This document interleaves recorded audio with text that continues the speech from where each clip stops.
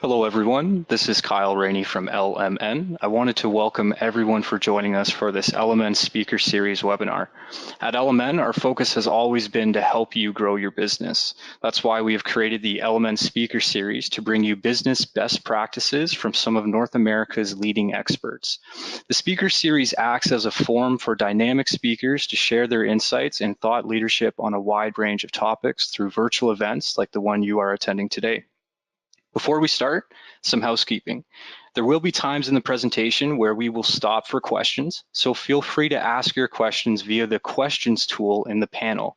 Depending on the number of questions, we may not be able to answer all of them during the webinar, but we will provide the questions to the presenter to be answered afterward. So write down your questions if you need to, and during the question period, you can ask them in the questions panel. With that said, let's get on with today's event. Today, we have George Urvari, President at Oriole Landscaping.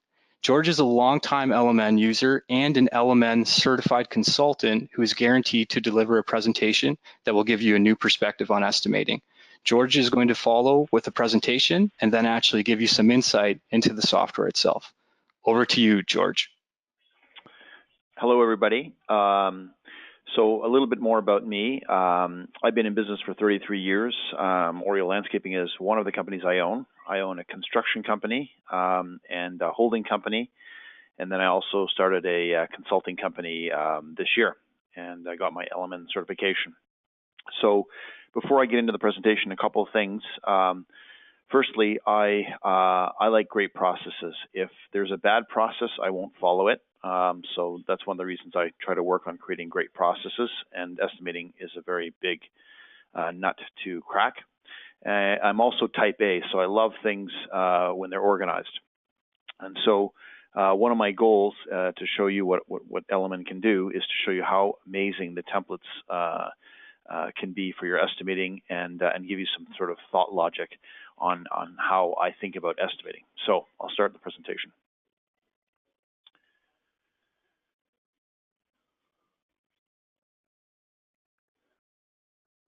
So a lot of you do design build and tender build estimating. They're two different things. The design build estimate you can set up any way you want because you're the one who's actually setting up the tender form. Whereas tender is a different animal. You basically have to, I guess, try and fit a square peg in a round hole, which is very frustrating. So one of the things that I've done is I've figured out how to create templates that allow me to do both. And that saves a lot of time and trouble with estimating. So basically, an estimate does a couple of things. It's a guide for customers, it's a guide for the crews, it's a guide for management, and it's a selling tool. The selling tool part is very important as well because you can sell your process. You can show how awesome you are compared to everybody else in terms of being thorough. And that'll help you sell projects. At the end of the day, you want better customers, not just any old job. So people who appreciate process will appreciate your thorough estimates.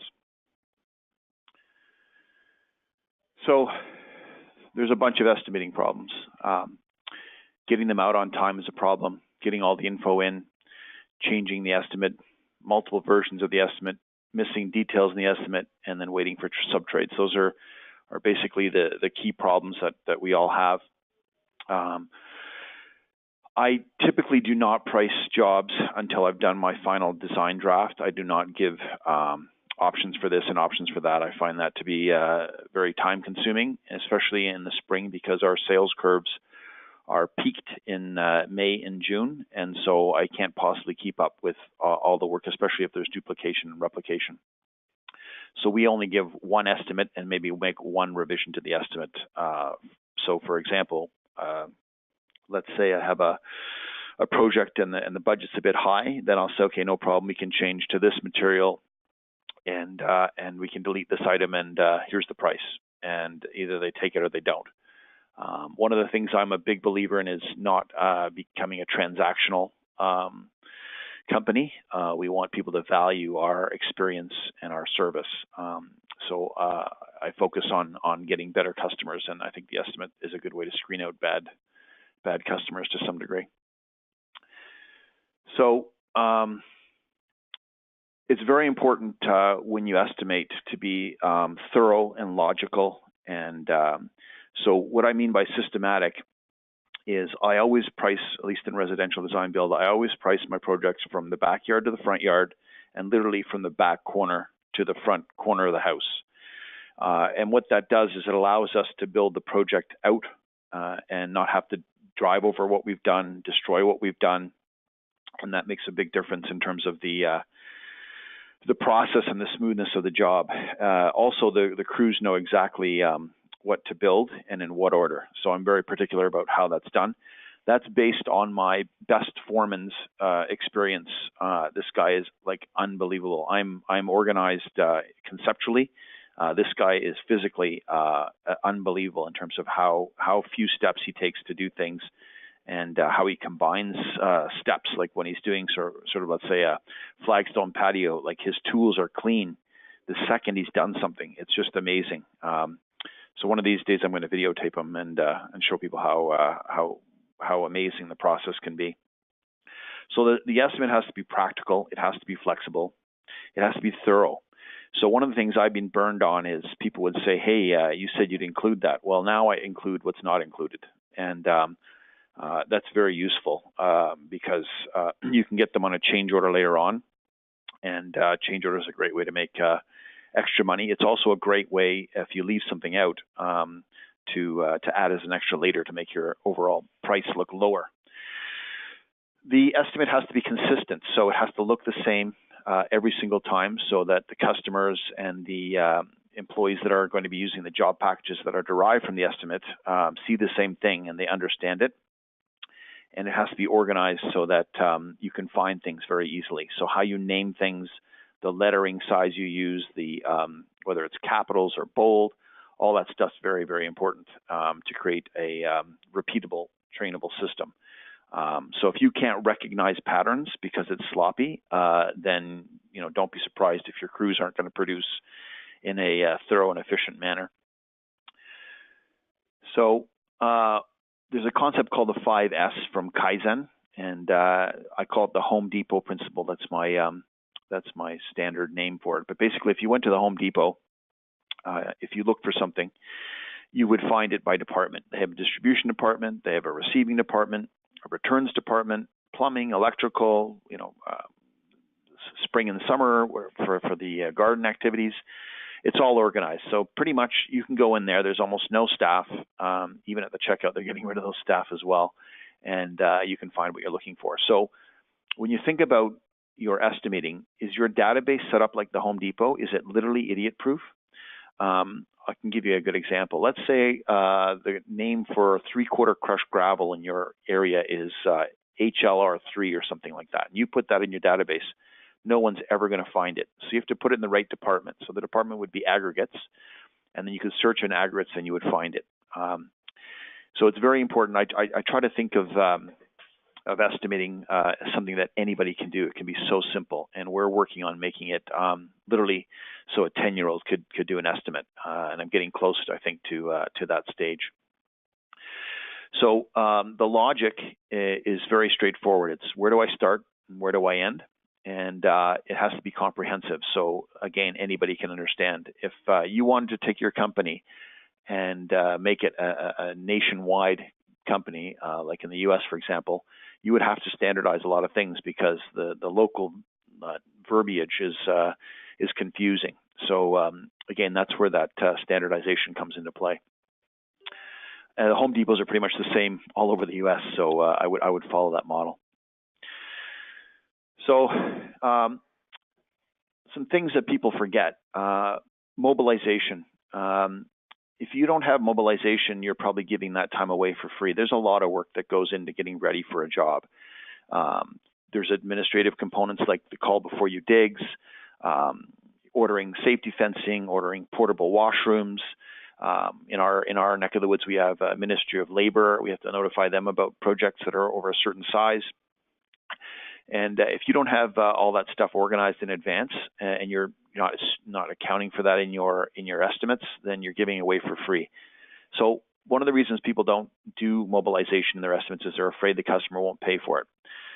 So I can tell you for a fact that I've been using mobilization for 20 years and no one has ever said, what's that? As a matter of fact, they say, wow, you remembered to have site protection that's going to prevent my house from getting damaged.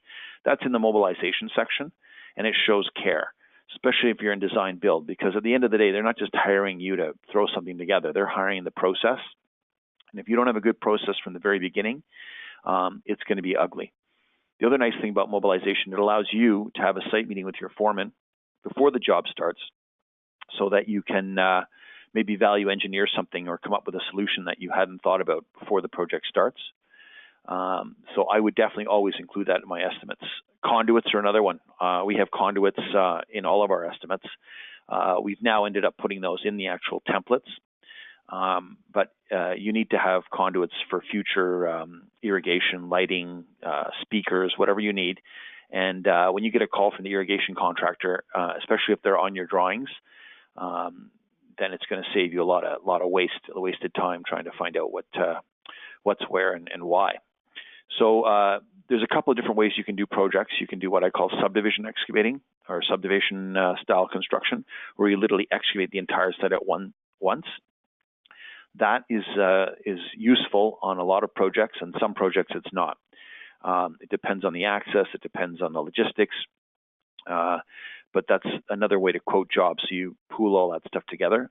And then the last piece, which is called project closeout, is how we end the job. So that's when we walk the client through the property. We do a big cleanup, we power wash everything, so we have time for all that. And again, no one's ever argued with me about a $500 to $1,000 sort of cleanup charge on a $100,000 job, even a $50,000 job. It just shows your thoroughness that it's not just going to be left and somebody else is going to deal with it. And at the end of the day, if you have a really good estimate, people are going to be comparing your design, obviously, as well as your process and your service and quality. So you don't want to become a commodity. You don't want to be just a number. By the same token, you want your estimates to be really tight so that you're not overlooking things and you're not missing things, but you're also not overpricing. And that's why I love LMN, because everything's derived from the budget. So you're basically trying to hit your sales goal that you set in your budget. And if you do that with the pricing system, then you end up making decent money, and all your customers get consistent pricing. So nobody's getting ripped off, and which I think is important. You don't want to gouge people. If people find out, it really sends a bad message. So you can make yourself different from everybody else by including things that most of us are afraid of, like mobilization and project closeout, and actually recover some costs doing it. So how do we look for things? So if I went to a library, I would search for books alphabetically. But in estimating, it's basically order of operations. What do I use first and what do I use last? So when I set up my estimates, I make sure that everything's organized by beginning, middle, and end. And so numbers are the best way to organize things in estimating. So it's a stepped process, 1 through 20 or 1 through 40 or 1 through 5, whatever it is you're doing. And it's important that you group and categorize things. So I've come up with some really cool ways to use LMN differently than most people have to create some categories so I can find and organize things. It's important when I say nomenclature that all your lettering and everything looks the same because it shows professionalism. It also standardizes things. So in the Home Depot, you'll notice that the writing on the aisles is a certain size. As you get closer, it's another size, but it's all uniform, and that creates a really professional look. So if your estimates look professional, it's the foundation administratively for all your physical operations. So when I do an estimate, I throw everything in there. So we basically have, for example, our equipment.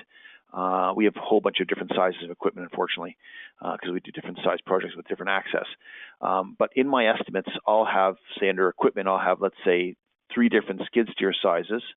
And or sometimes I can even hybridize them where it's sort of an average price between the high and the low, because I use them about the same amount through the year. But the idea is that I don't miss out on forgetting to put something in. So even like cement mixers, things like that are in the estimate, partly because I want the crews to not forget them. That's one key factor. But also, again, I'd rather have everything in there and delete what I don't need than having to add things and forget. So I never forget anything. I can actually tell you nothing is forgotten in our estimates, ever. And I'm sure some of you have forgotten things, and that's very costly in a whole bunch of ways. First of all, let's say your crews forget to bring something. There's a cost there. You forget the price for it. There's another cost there. Or even worse, you need it and they don't use it, so there's a cost there. The other cool thing about having the kitchen sink method is that you can have fewer templates. So you don't have to have as many templates like big job, small job access, however you want to organize your templates. And I'll show some examples of that at the end of the presentation. So it's very important that you use the same language on the estimate. So one way sometimes I see in tender builds is I might see something called a terrace, something called a patio, something called a lounge area. You know, if you're going to use the word patio and you had 3 patios on the property, say it's a big property, you could have patio 1, patio 2, patio 3.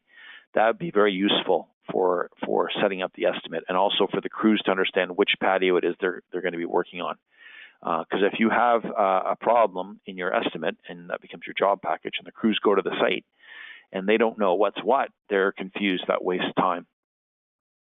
To qualify what you're doing, I love to use words like northwest corner beside large oak, and that gives direction. So I get fewer phone calls. Where is this? What's that? The goal is to have nobody call me so that I can play golf. So using preferred terminology will help you, the crews and your clients, so there's no misunderstandings. Even for billing, it's a nightmare when you have the wrong term. We bill by percent complete by work area. So if the work area is not clear, it's very difficult to know which work area was completed 50%, which one was completed 20% when we bill bi-weekly. So terms and conditions, this is huge. So one of the considerations when estimating is you can't get all the information. So don't wait to get all the information because it takes too long to put the pricing together. We always have not included. So whatever I could be doing, I should be doing, or I want to do, but I don't have time, I'll put not included. By others for high hassle subtrades, like for example, our wrought iron contractors, like they're a nightmare in terms of timing. So I just put by others because I don't want to deal with them. To be determined. So again, I didn't have enough time to get a price, so I just put a TBD in there, and I send the quote out missing those items. And again, I'm not worried about having everything complete. I'm just worried about getting my estimate in on time. It doesn't have to be perfect. It just has to be good enough. So compared to most contractors, if you get your price in on time, chances are you're way more likely to get the job, even though there's holes missing it, especially if you recognize the customer's a relationship person, not a commodity type person. I am not a transactional person. As soon as I run into a transactional person, I basically lose interest and then hope my competitors get that person because they don't care about you. They just care about the price. They treat everything the same. This is not widgets. This is fairly complex stuff that we're doing, and you're disrupting people's lives. So it's best to work for people that recognize that. I hate optional. I don't want to have 15 different options for the client. I usually give one price, and then I either upgrade it. So usually I upgrade it. So I'll give, let's say the price with for a car, for example, with seats that have fabric, and then they decide they want leather. Well, it's an extra $3,000. So that's a much better way to go than having 10 different prices that they can look at. And it's important to make sure that you use these terms in the estimates, because it'll take forever for you to get all the answers sometimes. And in the spring, when there's very little limited time, you basically want to sign the contract, and then you can deal with everything else with change orders. So we found that to be very valuable. So a typical Oriole estimate does the following. At the end of the day, what are you doing? Where are you doing it? When are you doing it? How are you doing it? And why are you doing it? And if you answer those questions, then everybody has answers, whether it's the customer or your crews. and it's directional. I'm very big on giving direction at the estimating stage so that I don't get phone calls. The bigger your company gets, the less phone calls you'll be able to manage. If you have 10 crews like we do, I would be losing my mind if I didn't have all this stuff organized. So you can set up your estimates to answer those questions, and I'll show you a bit later on how we use our templates to accomplish that goal. So literally what, where, when, how, and why. So T&M. So basically, I'm lazy, and I hate pricing things and then repricing them and then getting questions asked about what variable is this, what variable is that, how much is this, how much is that. We basically do all change orders as time and material, unless it's quite substantial, like $30,000 or $40,000, because I got sick of pricing things over and over and over again for the clients, especially when I'm busy. Again, I'd rather play golf. So T&M solves that problem. And then the question to the client is, do you want to do it or not? And the answer is yes or no. And if the answer is yes, it's T&M. So then the other question is, do you accept our T&M rates, yes or no? If the answer is yes, then you're in business. They might ask you for a range. So you might say, well, it's going to be between $10,000 and $20,000 based on this, or that. And really, if they trust you, it's not an issue. So your biggest enemy is yourself. You need to understand that if you're dealing with smart, logical people, and they value you, and you have something to offer. In other words, you're not a mediocre contractor. Then and your people are good. Then they're going to get great value. And we actually charge less money for our T&M. So our fixed price bill out rate is about $85 an hour for bidding, and for T&M it's about 72 now. And the reason is that literally every minute is billable. So, for example, one of the things that we do is we price a 33-hour day.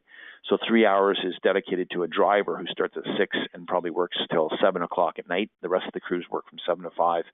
So we bid in increments of 33 hours a day. And for a crew of 3, or 43 hours for a 4-man crew, or 53 hours for a 5-man crew. And with the T&M, we literally bill for those 3 hours of travel back and forth from our yard. And the reason we do that is we tell the customer, look, we're loading up materials at our yard. We're not taking a trip in the middle of the day, destroying productivity. You're not paying a delivery charge because it's coming from our yard. So actually, you're going to save money by doing it this way. And in addition, the crews are more productive, so we're going to get out of your job a lot faster. So it's very easy to do T&M. You just have to not be afraid to tell your clients this is the program, and you need to follow it. So, in our budget using T&M, I sort of alluded to this was last year's budget. We raised the price by inflation roughly. If I build 50,000 hours at $70 an hour, I would recover $3.5 million just from labor. Then, of course, there's the equipment and the materials and the subcontractors that you also mark up for overhead and profit, plus the actual cost of that material. So it is a fantastic way to save time in estimating and capture tons of hours.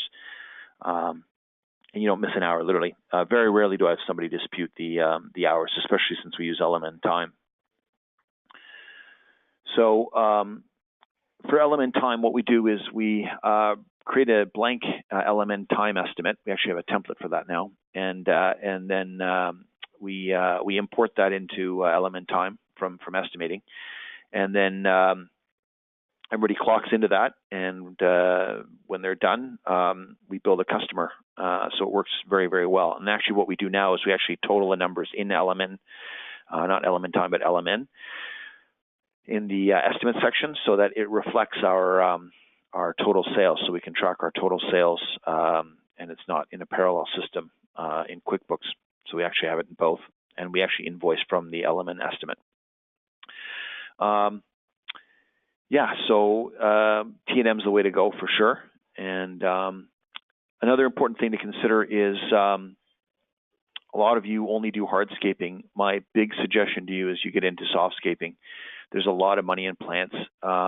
You can put a hedge in no time. A wall takes forever. So you can charge.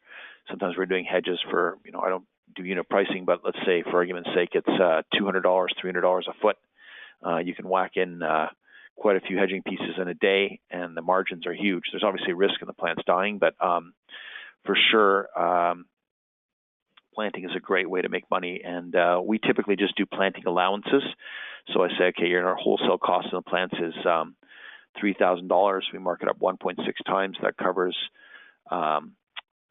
profit, overhead, and if the plants die, on average, we lose about 5% of our plants. And some years are better than others, obviously. And then we add labor, how long it's going to take to do, the equipment to do the work, and away we go.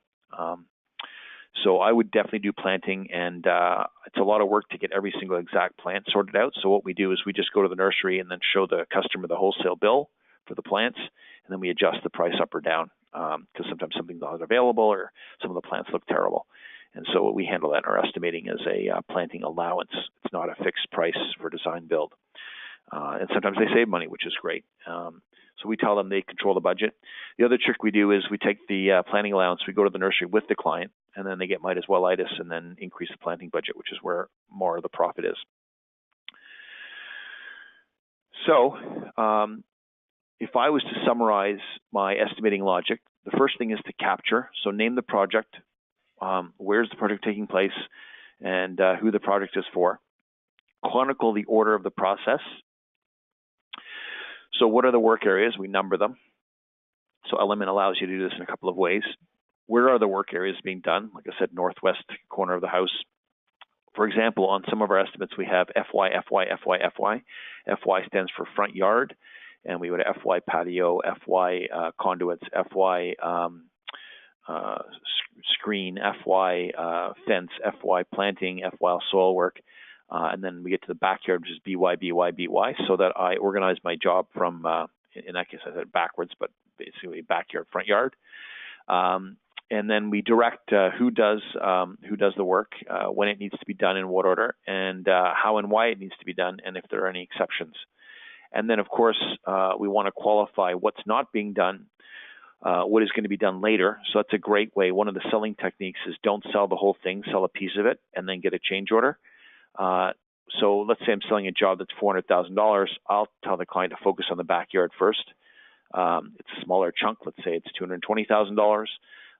They can get their head around that. They sign up for that, and then they get the might as well. Well, while you're here, you might as well do the front yard. So we have a ton of projects that shake out that way, and they don't get sticker shock. And of course, what is being done by others. So a lot of stuff I don't like to do, or I like to have other people do because they're better at it, or I just don't want to do it because I'm busy. So I will oftentimes list the general contractor for a number of things on the project, like foundation work and things like that I don't want to do. I don't want to be bouncing in and out of the job. I'd rather just come and do it. So I try to tell the customer and the contractor that there's economies of scale there, and everybody wins. So it's important for your estimates to be flexible. So we have work areas, again, from back to front, order of operations. I always organize it by labor, equipment, materials, and subcontractors in that order, labor being the most important. The templates, again, I have everything in there, and I remove what I don't need, and I'll show you what I mean by that. And then by creating variable templates, so let's say you had, I don't know, let's say a driveway template, for argument's sake. We would call that a horizontal surfaces template. The one variable at the end would be the type of material. Everything else is the same. So what I do is I basically add to the template just the material, like Brussels block or Il Campo or something like that. And that's not physically in the template. I just add the last piece to each template. So it saves me having a million templates. And the descriptions for the customer and the crew, same thing. What the materials are, what the tolerances are, who, how, where, and why it should be done, when it's going to be done, and any additional considerations. So an example would be, excavate beside Japanese maple, tie up branches to avoid damage to tree. Client very particular. And that shows care in the estimating, and it'll save the tree. First of all, it'll save your butts because you won't get in trouble for wrecking the nice tree, and it shows thoughtfulness, which is part of what you're trying to sell in the estimate, which is process. So I am going to touch on the production calculator, and I I will show you that, because I guess I'm hopefully ahead of schedule. So I guess I'm ready to take some questions if anybody has any. Alrighty, great. So if anyone does have questions, just so you're aware, you can answer the questions in the questions panel. And what I'll do is I'll read out your question for you, have George answer, and then we'll just continue through there. So one question here from Andrew is, George, how do you charge for drive time? So how do I charge for drive time? Yeah. Yeah, so basically we estimate in blocks of an 11-hour day. So if I had one person, they're going to work 11 hours. So we start at 6 and we finish at 5, but there's driving. So if I have 3 people, so say I have a 3-man crew, I estimate in 33 hours. So that's how I capture the drive time. So basically, there's an hour for every 10 hours for loading and unloading and all that other stuff that goes along with the stuff that happens to make the work happen both on off the site in the morning and at the end of the day. So let's say there's 10 production hours on site minus lunch and breaks. And then so I capture those hours by adding an extra 3 hours to a 10-hour day. So it'd be 33 hours for a 3-man crew or 43 hours for a 4-man crew. Great. Another question from David is, he says, I like your one estimate and one revision rule. How do you handle the builder that requires multiple revisions and pricing breakouts and options? I'm putting way too much time into some of my proposals, but I don't want to say no. So there's 2 ways to do it. One is to offer the Rolls-Royce method. So do you want to have the Rolls-Royce price and we pair it back? Or do you want to have the Volkswagen and we can turn it into a Passat? That's a great way to do it. It's just way too much work to provide options. So I have an expression, is the tail wagging the dog. I make sure I try not to let that happen. I'm very particular about guiding people through a process. So you have to be firm. At the end of the day, people will take advantage of you if you let them. And so I always look at things as my fault. If I let it happen, then I'm the one who's going to be doing extra work for nothing. Right. Makes sense. A question from Caleb. He says, curious, what is your OH markup? My overhead markup? Yes. So our overhead in our company is about 21%. So that covers the labor, it covers the overhead labor, it covers the overhead equipment, and it covers the general overhead expenses. So we use a multiple overhead recovery system that in LMN that you can choose, and it does that automatically. So it factors the overhead recovery at different rates on the different pieces of what you're doing. So for example, the way it it applies a certain amount of overhead to equipment, to materials, to subcontractors, and then you pick the variable, and then the remainder would go to the labor. So it automatically calculates that. So I don't actually know what the factor is, but it also would vary depending on my work mix. Great. What I'll do is I'll answer or I'll give you 2 more questions, and then we can follow up with your presentation, as it seems people are looking to see an example of an estimate. Sure. The next question is by Wes, and Wes says, just wondering how you explain to clients that you only do one change to an estimate. Is that explained during the sales meeting? Yeah, so the way we do it is the first thing that happens is somebody calls the office and we say, hi, Mrs. Smith. We quickly Google their address, see where they live, can see how big the house is, see the access. And then we tell them that we have a minimum design fee right there, right then on the phone. And in my business consulting, I've preached this to a number of companies, and everyone that has adopted that practice has ended up getting money for the designs. And then what you slowly do is you ramp up the price that you're going to charge for the designs. And also what you can do is when you first start, because most people are afraid to do it, you pick maybe 20% of your customers to ask them to pay for design. Some of them are going to say no, but again, then they're commodity-based people and they don't value the design. So then what we do is once we've done that, we tell them that once they hire us, that we're going to have a meeting in our office and we physically change the design in front of them on the computer screen. So they don't leave until that's done. That usually takes an hour to 2 hours. Oftentimes what we do is we do 2 or 3 different concepts for them in the design process. We might do one that's expensive, one that's not as expensive. And then we sell them on form and function. So how does the space work, number one? What's it going to do for you? Is it going to solve your entertaining problems, your kids playing, whatever it is, your dog, whatever those problems are? And then once we resolve that and they're happy with the form and function, then we start talking about materials in the design meeting. And we start talking about prices, and we physically pick the materials with them during that design phase and guide the budget right there and then. And then we do a final price once the drawing's approved. So hopefully that answers the question. But basically, we do not let the tail wag the dog. I need to make sure I'm in control. They hired me because I'm an expert, and I cannot allow them to start moving me around to wherever they want, because then they're commoditizing me. And that's up to me to make sure that doesn't happen. Awesome. Thanks for the insight. Alrighty, so what we'll do is we'll follow up with one more question. Just for anyone else who has other questions, there's lots coming in here. Continue to write them. We will definitely, even if time goes on past this webinar, we will provide you with an avenue and email a link with some information regarding the questions you answer from George himself. So the last question, then we'll let George get into the rest of his presentation. And if there's time after that, then of course we can go through other questions. So from Douglas, he says, how do you decide a price for equipment? So would I charge out for it? Yes. Yeah, so basically I would go to my equipment calculator, and I have all my equipment organized. Can people see the screen that I'm on right now, or?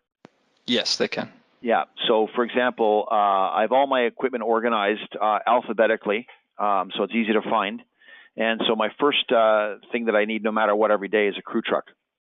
So my crew trucks are organized, and basically I click the cost calculator, and there's an example of how I derive my cost, so my bill out rate for that piece of equipment. So it's forecast billable hours, the number of hours a day, how much I pay for the truck. So this one happens to be $150,000. The interest rate, which is whether you own it or not, is the same thing. But basically, I allow for the going interest rate and inflation, because I'm going to have to replace the vehicle in 10 years, and the cost will be more 10 years from now.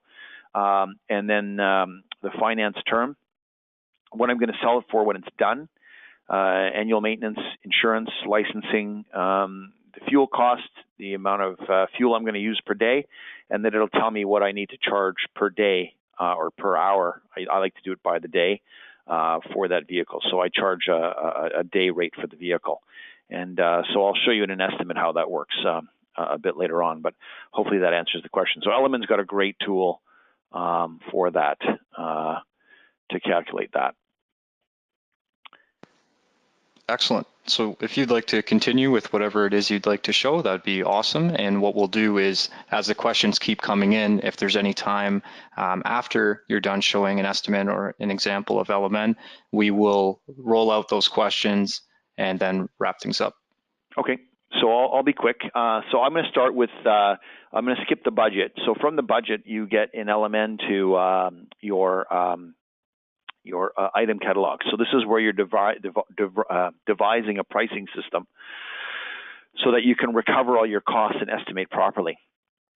So the very first one is labor, and again, they have a calculator that will calculate your average wage. So if I click on that, there's a little calculator there, and you can pick the number of employees, the amount of overtime, all that stuff, and it'll tell you what you need to charge for your crew, depending on what the size of the crew is. I bid with a 3-man crew, and sometimes if I know the job's big, then I'll change that number for a larger crew. But I organize my my labor this way. So I've got construction, horticulture, I've got welding and fabrication, senior designer, and drafting and technical expert for the design people. So the equipment I organize cleanly. So my A is my trucks, my B is my trailers, my C is my articulated loaders and skid steers and that type of thing. And my D is my excavators, and then I've got these other special tools that we use. I could just throw them in as part of the total equipment package, but I don't want the guys to forget bringing in a demo hammer, for example. So if we go to item E, auger, demo hammer, this is sort of a universal pricing piece. They're all about the same price, and I bill it out at $141 a day to recover overhead and profit. But this is a really neat way to set up a system to select your equipment and keep track of it. And then the material, this is kind of cool. So the way we do our material is, you'll notice I have, let's say, you can see my my little arrow here. It's aggregate, gravel, limestone screening. So I can search this by limestone, I can search it by gravel, I can search it by aggregate, I can search it by screening. I don't just have screenings, for example, because you'll never find it. If I came to work for you, I might not know what screenings is. Say I'm from out west, I'm coming out east, we don't call it screenings. This way, everybody can find everything. My favorite example is, I can't remember the name of it, but I'll search it. So I'm going to type in adhesive. And so I have an adhesive category. And in my adhesives, I've got this one item called, here we go, PL Premium Adhesive. I can never remember the name of that, but if I type in adhesive or glue, I'll find it. So it's a great way to organize things using synonyms. So major category, secondary synonym, local name, and then size and details. And then in LMN, I use the description section for the suppliers and the contact information. So when I print out a project job package, they know who to call for ordering the material. They don't call me. And you'll notice here it says, where my little arrow is, says yard. So this particular item we store in our yard or at the Home Depot. So ideally, I don't want people running to the Home Depot all the time because that's inefficient. That's something that we would have in stock and the guys would load up and take with them in the morning from the yard. So our system is set up to create efficiency both from a database perspective, but also from an operational perspective because it makes sense and it's very easy to find. So that's how we've organized that. Equipment, I did equipment. So then I'm going to go to templates. So this is where the estimating kicks into play. Here's an example of a mobilization template. So I'm just going to click on that. And in my notes, I have everything in there that's required in mobilization. So I've got heavy equipment float, portable washroom, utility locates, private locates, notice of project, site layout, hard surface protection, any parking. We have to pay for a lot of parking. We pay like $15,000 a year in parking in Toronto. So we can get parking consideration to avoid the tickets. We have toll roads, delivery fees, and then immediately in the mobilization, it immediately talks about what our time and material rates are. And that saves a lot of questions up front. Like we're up front, like we just don't want to be pricing things till we're blue in the face. And then the physical items are all organized. So I've got a labor category, so I've got project management, and I've got my construction crew, and then I've got my equipment. So you'll notice I have a whole whack of equipment here. So obviously I delete what I don't need, and rather than adding it in after, because I don't want to just have something piled at the bottom of the estimate. I want it in the right spot. So we go labor, equipment, and then we have our materials. And I've used the other section to create these little breakers. So you'll see it says materials. This way I can categorize those items and any subtrades or rentals and any administrative things that I need to do. So I've created categories to organize my database, not only by order of operations, but by category and order of operations. So, and then what's really cool, I'll just give you a little quick thing. Oh, you know what I'll do? Sorry. If I go back to templates, you'll notice the templates are all numbered. And the reason is that there's an order to building everything. So step 1 is mobilization. Step 2 is demolition, removals, and excavation. Step 3 is conduits. Step 4 would be drainage. And and I have a bunch of choice menus in each one. Then I have what are called hybrid vertical horizontal surfaces. So we have horizontal surfaces and vertical surfaces. And then we have some where they're a bit of both. So for example, if I'm doing a set of stairs for somebody, not only do I have to dig out the foundations, but I also have to pour the footings, pour the walls, pour the steps, clad the steps, the sides of, say, ledge rock, and I need to put the flagstone stair treads on, and as well lay in the field of flagstone. So if I opened up this one, then this is how this looks. It is a lot of items, but everything's in there. I can delete what I don't need, and at the very end, you see it says add natural stone. So that's a variable that I can add. So the template covers, so there's 10 different types of natural stone that I could use. I can add that as I need it at the end. And then for the ledge rock, in this section, I've got a choice of different ledge rocks. So I can pick, let's say I had an Algonquin ledge rock, and I could add a Wyerton coping. So basically, when I did the estimate, I would just add material to the template, and boom, I'm ready to go. So all of our templates are organized by order of operations, how we build the job. So now it becomes teachable, scalable. I can use this for tender build or design build. It doesn't matter. So typically we do our vertical services first. Then we would do our horizontal services, and we would do edging. And then we have a section for ponds. So we have a bunch of different ways we do ponds. And so if I open this pond one up, you'll see I have descriptions in here, and they're all stepped. So what are the steps to building a pond? With a rubber liner, this is what it is, and then we fill in the descriptions where it says insert length, insert width, insert depth for our own information. And so the templates have everything. They're directional. They tell the customer what they're getting. They tell the crews how to build it, in what order. It's very useful. The goal eventually is we're going to take construction details and then assign them to the same numbers. Then also have site photos that apply to the numbers, and then also have YouTube videos. So it becomes a total training tool. So that should be happening in the next couple of years. And then, so if we go back to templates real quick, you can see that we keep going. Page 2, get through my horizontal ones. Now, some companies will do less things than we do, so they won't have as big a selection of templates. That's okay. Then we do our carpentry, and then once the carpentry is done, we get into our softscape, which is planting soil, topsoil, mulch, that kind of stuff, and then we get a couple of sort of one-offs. For the production rates, this is huge. They're numbered the same way, so they align with the templates. So, for example, if I went to, I showed you the hybrid vertical horizontal services. Here's what a production template looks like. So I got layout, I got my horizontal services, so I've created a category, and then I've got it broken down into the steps. So literally this is the 34-step process to building anything that has horizontal and vertical components to it, like a concrete porch with landings and stairs. And then the very last piece, I've got what might call my intangibles. So this is where I do my drive time, so 3 hours per 30 hours, and add complexity. So this template is based on machine use, and if I use hand, if I do it by hand, then I factor hours in for hand as an adjustment. And then I've got what I call my third-party premium, and that's for crazy people. So if I have a crazy customer and I know I have to deal with them, but they're going to be a nightmare, I can add 10, 20, 100 hours to the job to cover for slowdowns.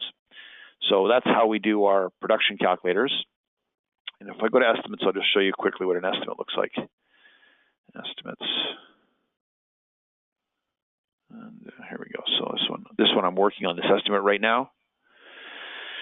So again, you can see how I have backyard, backyard, backyard, BY, BY, BY. And this notes section I use to do my takeoffs. And I also use it to define where I am in the process. So this item's 100% finished. Some of them are entered. Some of them I might put waiting for price from subcontractor or something like that. So because estimates don't just happen, sometimes they take a week or two. You're bouncing in and out of them. But basically, that's how we use LMN. And once you figure out how to use it really well, it is phenomenal in terms of great, accurate pricing and wicked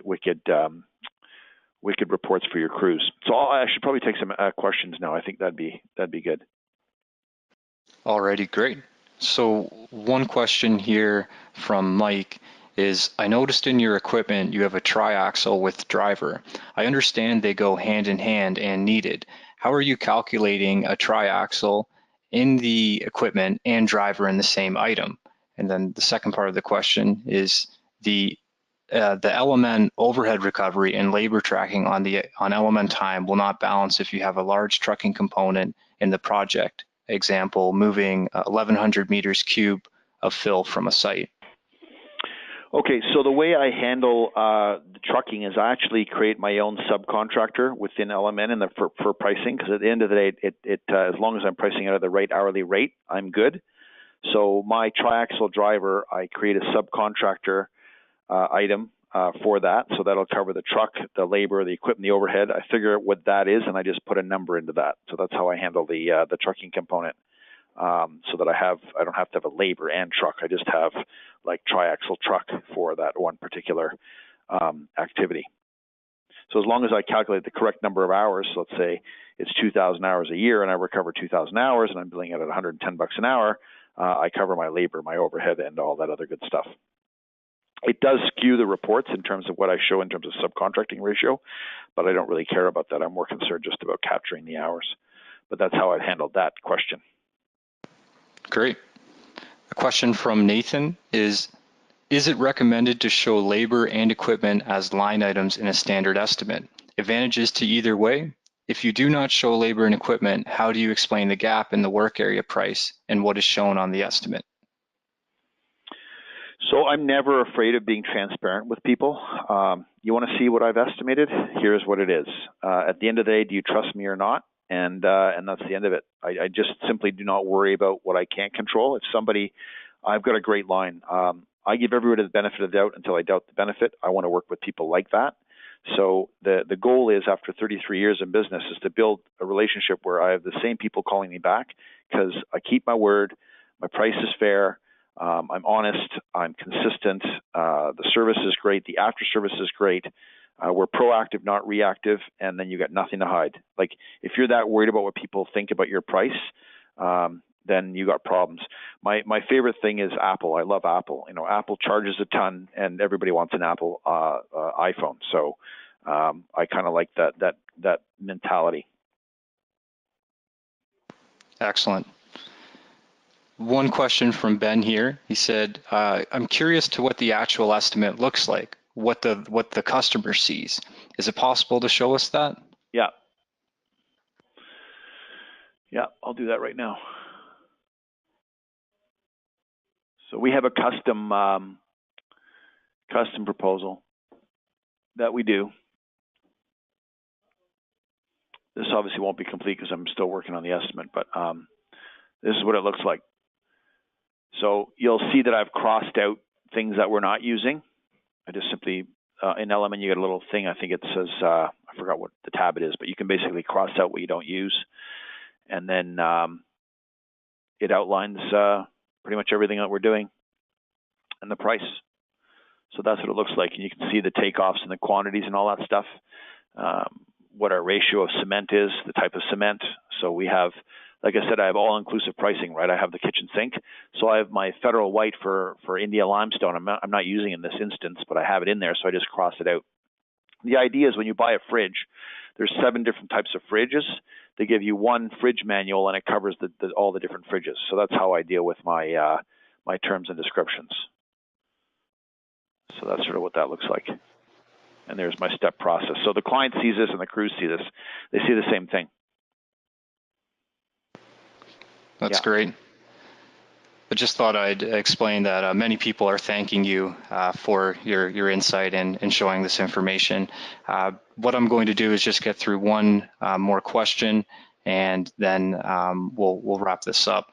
So one of the questions here from Andrew is, can you walk through how you quote a block retaining wall? Block retaining wall? Yeah. Okay, 1 second. Let's see. So what I would do is I would go to my templates, and I would go to my vertical services template. Let's see, where we go, vertical services, right, vertical services. So I have, this would be a precast wall, let's say, for argument's sake. I would open that up, and I would use that template, and everything that I need is in there, including the excavation, the conduits.